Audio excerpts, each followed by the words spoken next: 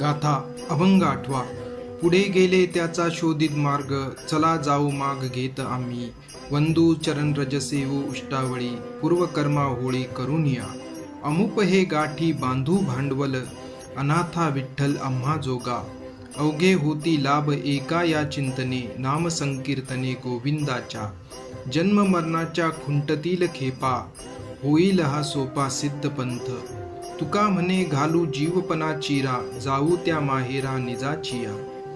जगद्गुरु तुकाराम महाराज म्हणतात, जे संत परमार्थाच्या मार्गावरून पुढे गेले, त्या मार्गाचा शोध घेत तुम्ही आम्ही जाऊया. त्या संतांच्या चरणरजाला मनोभावे बंधन करूया. त्यांचे उरलेले अन्न आपण प्रेमाने खाऊया. त्यामुळे आपले पूर्वकर्म नाहीसे होईल. विठ्ठल हा अनाथांचा महान ठेवा आहे. हे शाश्वत भांडवल आपल्या गाठीच बांधूया. विठ्ठलाच्या चिंतनाने, गोविंदाच्या नामसंकीर्तनाने सर्व प्रकारचे लाभ प्राप्त होतात.